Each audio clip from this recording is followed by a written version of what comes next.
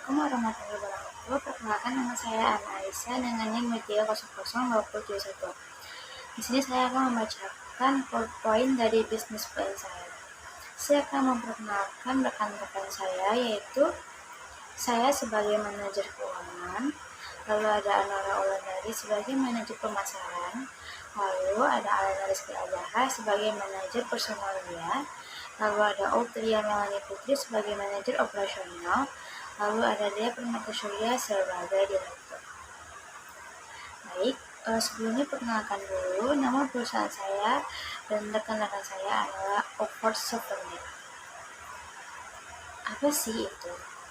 Jadi saya mengangkat sebuah perusahaan yang berdasarkan bahan pokok yaitu batok kelapa. Dan di Indonesia sangat banyak dan subur sekali pohon kelapa di mana saja, terutama di tepi pantai. Tanaman pohon kelapa ini banyak mendatangkan rezeki dikarenakan setiap bagiannya sangat bermanfaat dan bisa digunakan, terutama bagi mereka yang mau dan berbakat mengasah kemampuan mereka. Kelapa bisa dikreasikan menjadi benda yang bernilai jual seperti pada bagian batoknya. Batok kelapa yang sudah tidak digunakan bisa dijadikan sebagai asbak rokok, mangkuk, gantungan kunci, dan lain sebagainya. Nah, kelompok saya dan teman-teman saya akan merencanakan membuat mangkuk dan gantungan kunci yang lucu. Kami memilih batok kelapa sebagai bahan produk kami karena selain menghemat dan juga ramah lingkungan. Barang benda yang berasal dari batok kelapa sudah pasti kuat dan kokoh sehingga bisa digunakan dalam jangka waktu yang lama dengan jarak dan waktu yang baik. Saya akan membacakan latar belakang dari usaha kami. Pohon kelapa di Indonesia ini sangat subur dan kita sering sekali menjumpainya dimanapun. Bagi mereka yang mempunyai bakat dan kreativitas untuk menghasilkan benda yang menarik, mereka juga bisa menggunakan batok kelapa ini sebagai bahannya. Pemanfaatan tanaman kelapa sejauh ini hanya pada buahnya saja, yaitu untuk dijadikan kopra, minyak, dan santan. Sedangkan tempurung dan serabutnya belum banyak digunakan oleh pabrik.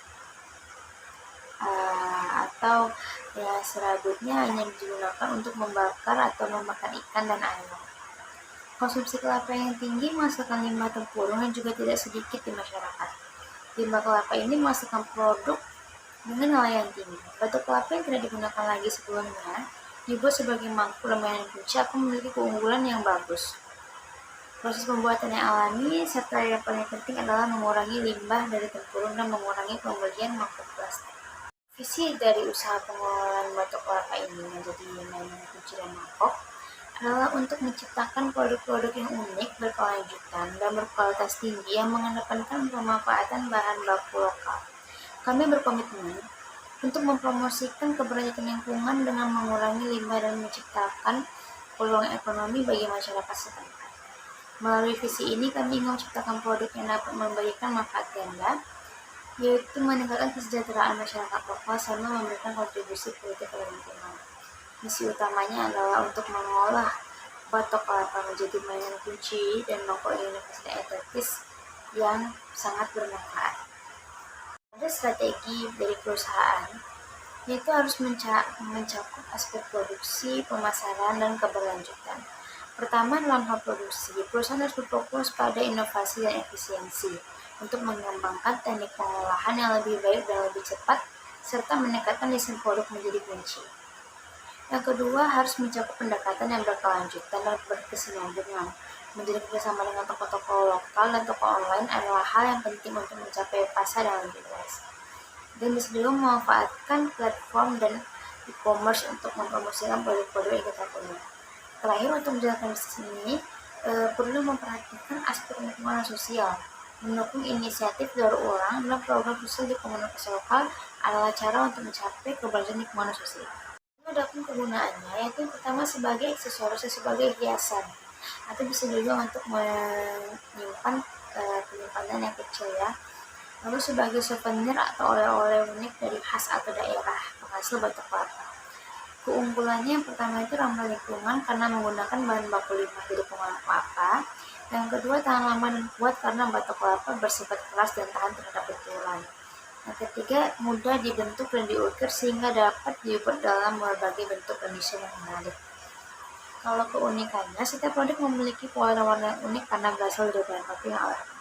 Adapun target konsumen dari perusahaan kami yang pertama sekali itu mahasiswa yang berada di sekitaran atau yang menyewa di sekitar universitas. Lalu ada staf atau dosen yang sedang mencari barang-barang yang unik dari batok kelapa atau mainan kunci untuk tasnya atau untuk kunci. Lalu yang ketiga itu ada pengunjung kampus atau dosen, itu juga termasuk target. Lalu pemilik kantin serta pelanggan kantin. Yang terakhir adalah pelanggan online yang melihat produk kami di media sosial. Wilayah pemasaran kami itu di sekitar Universitas Negeri Padang dan sekitarnya.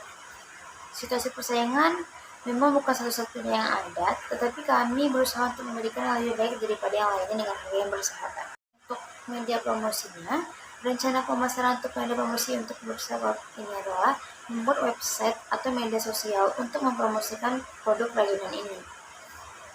Membuat brosur atau katalog untuk memudahkan calon pembeli dalam memilih produk yang diinginkan. Lalu kami akan mengadakan bazar kepada masyarakat yang dilakukan di tempat-tempat strategis seperti pusat perbelanjaan.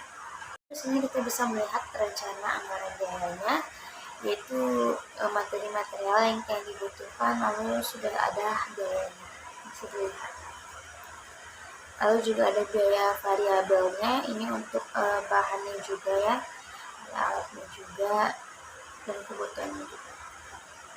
Ini sekian yang dapat saya sampaikan. Bila ada kesalahan, saya mohon maaf. Saya akhiri. Assalamualaikum warahmatullahi wabarakatuh.